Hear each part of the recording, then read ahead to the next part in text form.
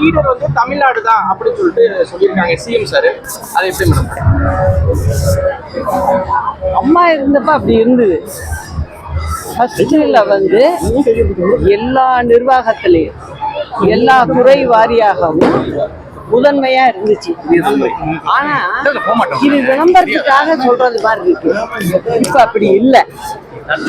அதுதான் உண்மைங்கிறது தான் என்னோட. ஏன்னா இப்போ நமக்கு பின்னாடி இருந்த மாநிலங்கள் முன்னாடி வந்திருக்கு. அதை தான் நான் வருத்தப்படுறேன். ஆரம்பத்துல இருந்து இவ்வளவு கஷ்டப்பட்டு அம்மா கொண்டு வந்தாங்களே, இப்ப இந்த நிலைக்கு இந்த திமுக அரசு கொண்டு போயிருக்கேன்னு நான் சொல்றேன். ஏன்னா இப்ப நம்ம 5வது போயிருக்கோம். அதெல்லாம் மக்களுக்கு தெரியாதுன்னு நினைச்சுக்கிட்டு ஏதோ வாய்க்கு வந்ததை பேசுறாங்கன்னு தான் நான் சொல்லுவேன்.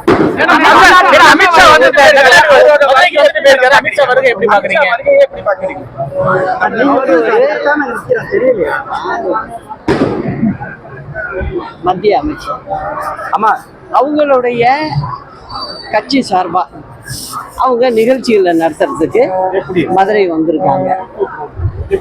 அததான் நான்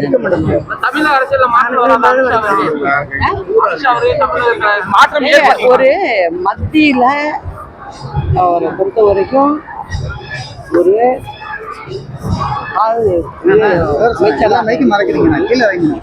அவங்க மாநிலத்துக்கும் போவாங்க.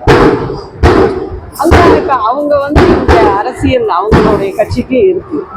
அதனால அவங்க சில விஷயங்களை பேசலாம். அது அவங்களுடைய உரிமை. அப்படிதான் மேடம் 2026 தேர்தலில் நாங்க வந்து அதிமுக கூட்டணி மிக பெரும்பான்மையை நாங்க காப்போம்னு அமித்ஷா பேசியிருக்காரு. அதாவது ஒரு கட்சியில வந்து ஆட்சி அமைப்போம்னு சொல்லியிருக்காரு. ஏங்க ஒரு கட்சியில வந்து கூட்டணி அப்படிங்கிறது வந்து எதிரும் புதிருமா இருப்பாங்க. ஒரு நாள்ல பாத்தீங்கன்னா எல்லாம் ஒண்ணு சேர்ந்து ஒரு மேடையில ஒன்னான்னு நாங்க தேர்தல் கூட்டணி அப்படின்னு சொல்லுவாங்க. இந்த அமைக்கிற விதம் எப்போதுமே தேர்தலுக்கு மட்டுமான கூட்டணி தான். அதுல வந்து அவங்க கூட்டணி வெற்றி பெறணும்னு ஒவ்வொருத்தரும் நினைப்பாங்க. அது நினைக்கிறது தப்பு இல்லை. தமிழ்நாட்டுல பெண்களுக்கு பாதுகாப்பு இல்ல. இப்ப அரசு சமூக நலத்துறை விடுதியிலேயே வந்து மாணவிக்கு வந்து பாலியல் படுத்துறாங்க. அண்ணா பல்கலைக்கழகத்துல பாலியல் படுத்துறாங்க. இப்படி தமிழ்நாட்டுல தொடர்ந்து வந்து இந்த மாதிரி பெண்களுக்கு பாதுகாப்பு இல்லமா? அதாவது அண்ணா யூனிவர்சிட்டியில பல்கலைக்கழகத்துல இது நடந்திருக்கு. நிறைய சார் பேர் வருது. அதெல்லாம் மறைக்கப்பட்டிருக்கு. அதுக்கு காரணம் என்னன்னா காவல்துறை வந்து காலம் தாழ்த்துனுச்சு. அதுலயே அவங்க வந்து கோப்புகளை வந்து எப்படி தயார் பண்றாங்க அப்படிங்கிறதுக்கு நேரம் எடுத்துக்கிட்டாங்கிறது வெட்ட வெளிச்சமா எல்லாருக்குமே தெரியுது. அதை மட்டும் சொல்லாதீங்க. இப்ப 2 நாளைக்கு முன்ன நடந்திருக்கு சிட்ல பக்கத்துல. அங்க வந்து சமூக நலத்துறை வந்து நடத்துற ஒரு காப்பகம், பெண்களுக்கான காப்பகம். அந்த காப்பகத்துல 183 பிள்ளைங்க, பெண் பிள்ளைங்க படிக்குது. சமீபத்துல கள்ளக்குறிச்சி மாவட்டம் திருக்கோயிலூரை சேர்ந்த ஒரு குடும்பத்துல அந்த குழந்தையோட பெண்ணோட தகப்பனார் இறந்துட்டாரு. அதனால அவங்க அம்மாவுக்கு வேற வழி இல்லை. அதனால என்ன பண்றாங்க, அவங்க இந்த காப்பகத்துல ஒரு 5 நாளைக்கு முன்னதான் கொண்டாந்து சேர்த்திருக்காங்க அந்த குழந்தைய. ஆனால் அங்க என்ன நடந்திருக்கு, அங்க உள்ள சிசிடிவி வேலை செய்யல.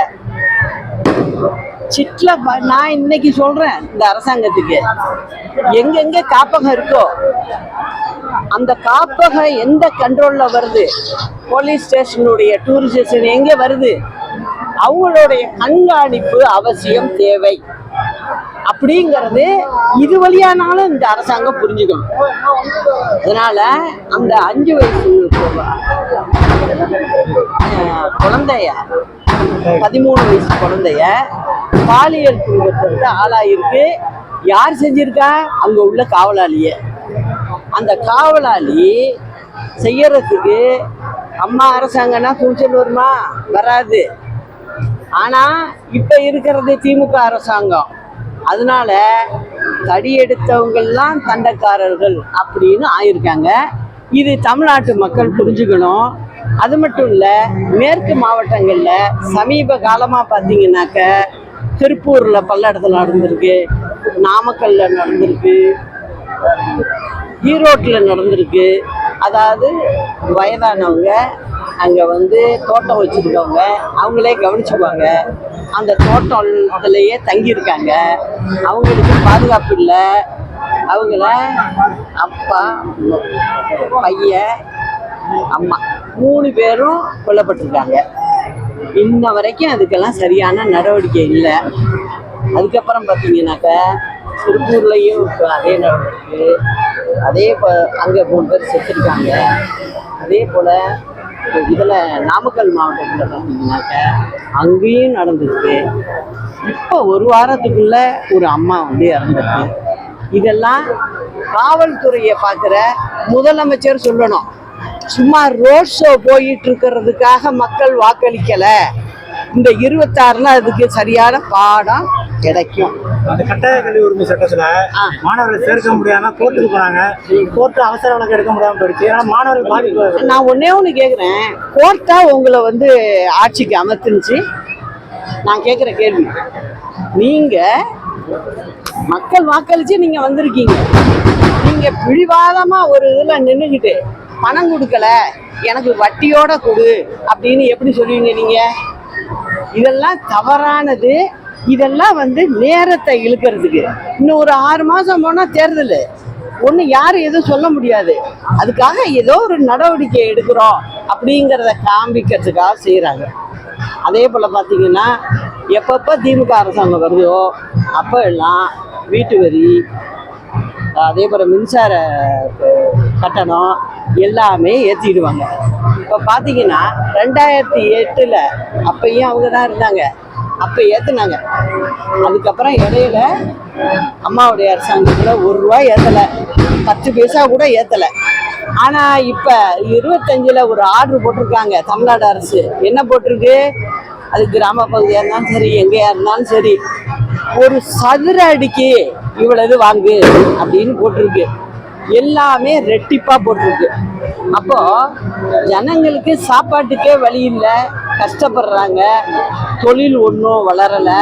நீங்கள் சும்மா டிவியில் உட்காந்துக்கிட்டு வந்து தொழில் அப்படி வளர்ந்துருக்கு இப்படி வளர்ந்துருக்குன்னு நீங்கள் வேணா சொல்லலாம், உங்கள் வீட்டுக்குள்ளே சொல்லி சந்தோஷப்படலாம். ஆனால் யதார்த்தம் அது இல்லை. இது வரைக்கும் யாரையும் இவங்க வந்து யாருக்கும் புதுசாக வேலை கொடுக்கல, எதுவும் செய்யலை. ஒரு 1000 ரூபாயை கண் துடைப்பா சிலருக்கு கொடுத்துட்டு அந்தந்த வீட்டிலேருந்து வருஷத்துக்கு 7000 8000 அரசாங்கம் வசூல் பண்ணுது. இதுதான் நடந்துகிட்டு இருக்கு. அதனால இந்த அரசாங்கத்துக்கு ஒரு முடிவு கட்டுறது, அது என்னுடைய தனிப்பட்ட விருப்பம்னு மட்டும் நினைக்காதீங்க. மக்களுக்கு நல்லது செய்யணும்னா இந்த ஆட்சி இருக்கக்கூடாது. அதுக்கு உண்டான வேலைகளை தான் நான் செஞ்சுக்கிட்டு இருக்கேன். சக்சஸும் ஆவேன். உங்களை எல்லாம் கூப்பிட்டு சொல்லுவேன்.